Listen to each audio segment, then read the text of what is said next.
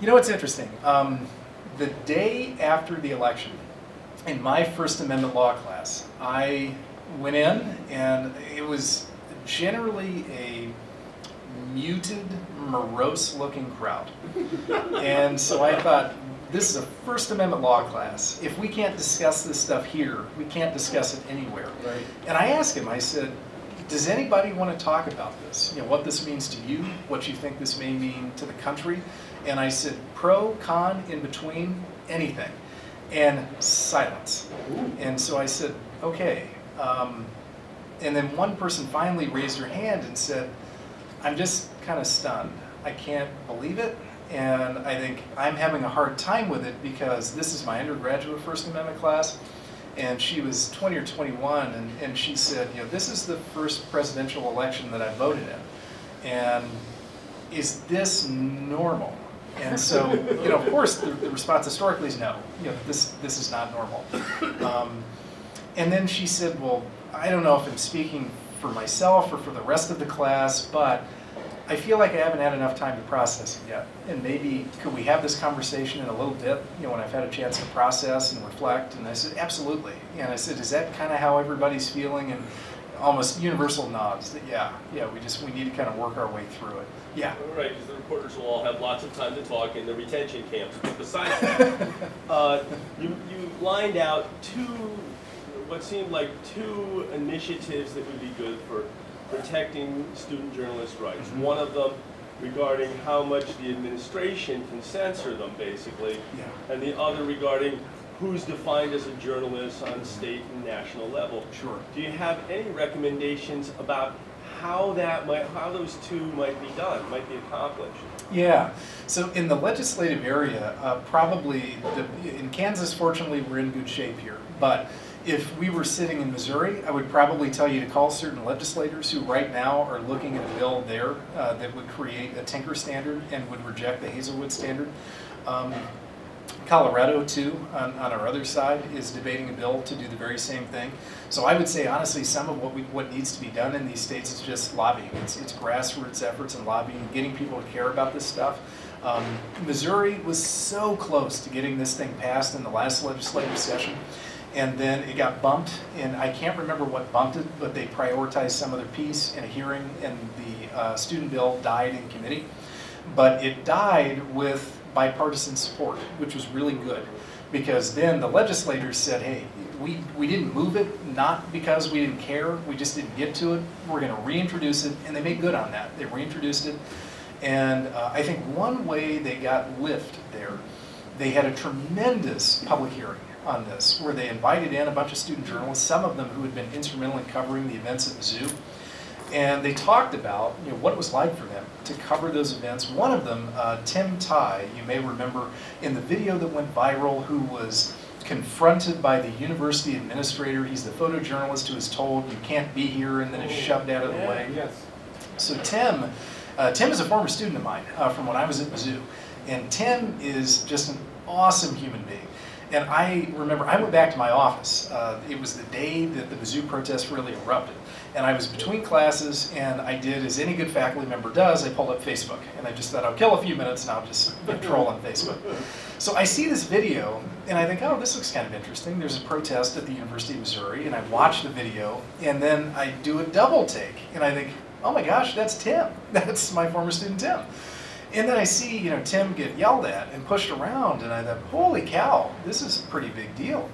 So I messaged Tim immediately and said, hey, are you okay? And if you need any help at all, let me know. And in the meantime, I sent the video clip that I had seen that was at that point just on YouTube, sent it to Brian Stelter at CNN, who's the media reporter there, and then Brian tweeted it out, and you know, the thing just blew up. And so Tim was one of the people that they called to testify at this hearing, and I think it really politically was well received because I think two things. One, you know, Tim was in the eye of the storm, and his rights were challenged that day. Two, for the last year to year and a half since then, the Missouri legislature has made it a bit of a sport, you know, to beat up on the University of Missouri for its response to the protest and to the events that led to the protest.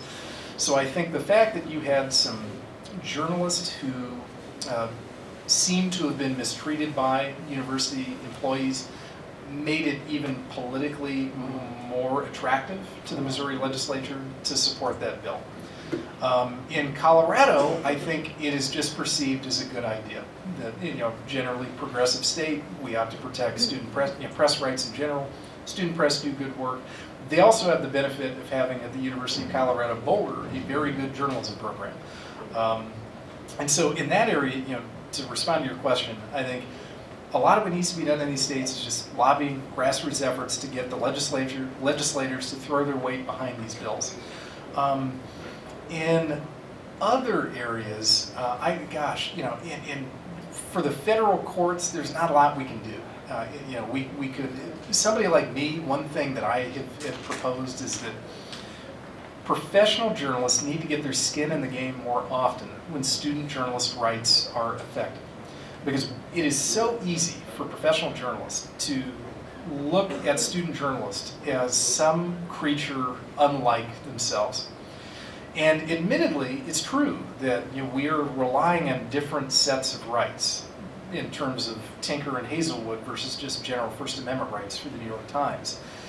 But I've just been perplexed by this because I think, many of these people have been student journalists before, and I just wonder, have you forgotten where you cut your teeth? Right. And so part of it, I think, is we have to remind professionals that this stuff is important.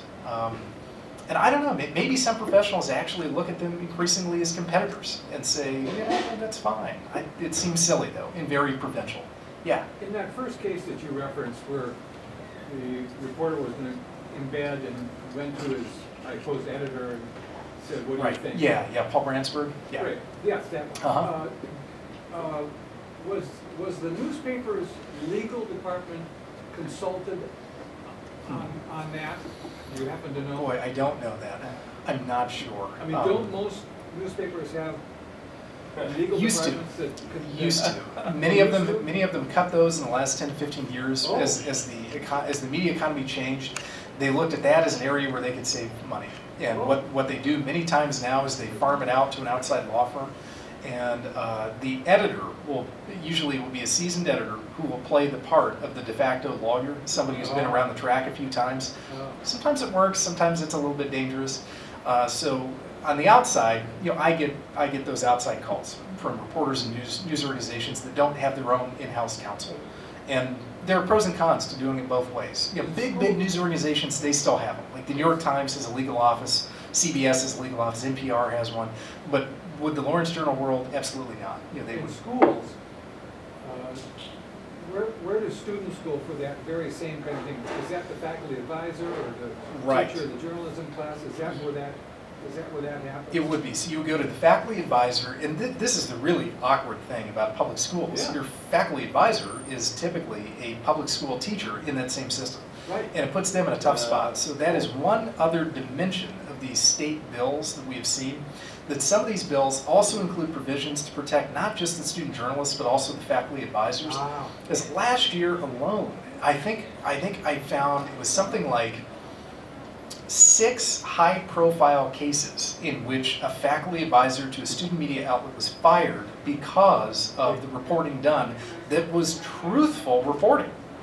This is not bad stuff that's producing libel lawsuits and privacy suits.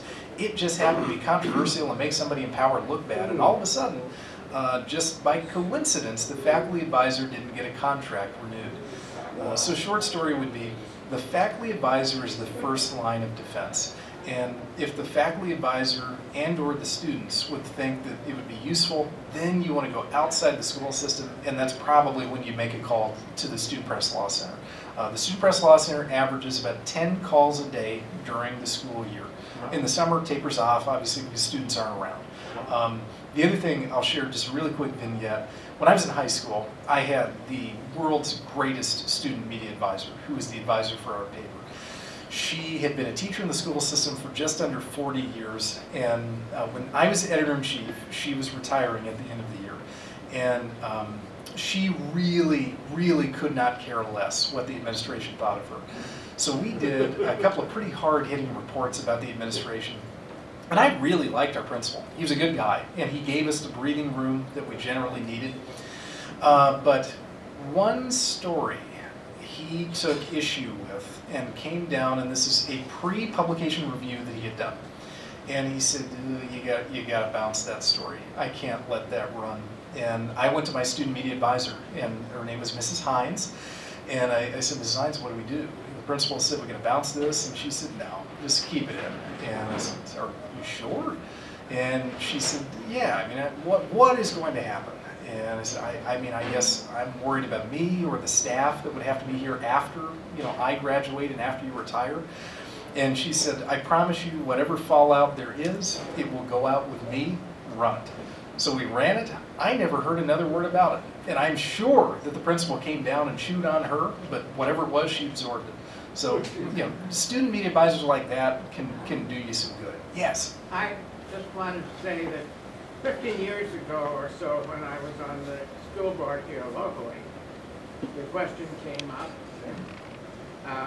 We decided that Tinker was the appropriate standard to apply.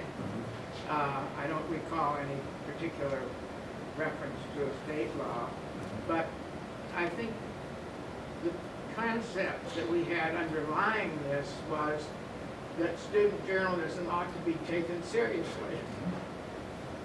Right. And my concern would be, I'm not sure how many people in the community really realize what an important decision we on the school board felt that we were making at the time. I wish we could clone you and put you on school boards everywhere. That would be fantastic. And I think you're right. I think that attitudinally, that's one of the biggest challenges here. Trying to convince people that student journalism is impactful, that it's important. I confront that regularly when I'm speaking on this issue and others like it. I also had the experience when I got my PhD.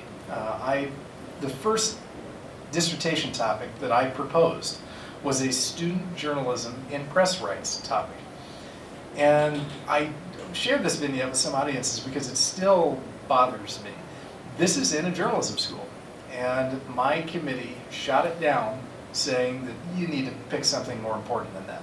Oh. Yeah, and I remember thinking, oh my gosh, I mean, here of all places, that's what you're up against. So ultimately, having the committee basically reject that, I went with free speech rights online and the private power that internet companies exercise over speech. So companies like Facebook, Instagram, YouTube, and so on. So ultimately, I love the topic I wrote about, but I, to this day, remain a little bit stunned and miffed by the response to that first one. Is it any wonder young people are a little pissed at adults? No, At least some. It is so condescending. Right. And if you read the cases, you can see where it comes from. Talking about students is immature and delicate. It reminds me of some of the cases from the 1940s and 50s involving women's rights, in which women are talked about as objects that needed to be guarded and protected, lest a strong wind come knock them over. And you think, just how silly. So yeah, that's yes. Yeah, is a student reporter in any protection against a professor? Can they give a failing grade? Let's see. So if it would be in the context of a class, so let's say this is a journalism class in which a student is producing stories, probably not. That would be seen as curricular speech that would be subject to Hazelwood control. If this would be, let's say, a student of mine who writes for the Daily Kansan, and I have no oversight authority over the Daily Kansan. I'm not on the board. I have nothing to do with the Kansan other than a lot of my students write for the Kansan. And let's say that I take issue with something that this student has written and decide to exact my revenge on the student in my class, then she would have a recourse against me. And that would be a violation. But if it were curricular speech, I would probably have the discretion to do it under Hazelwood.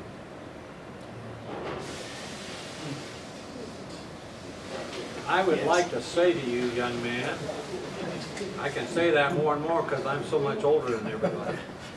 I'm really glad you're on the job, and you are an outstanding leader. Thank you. Keep it up. I appreciate that. Thank you. Thank you. Thank you for having me. I appreciate it. Yes. You made it a whole hour. That's right, I know, right?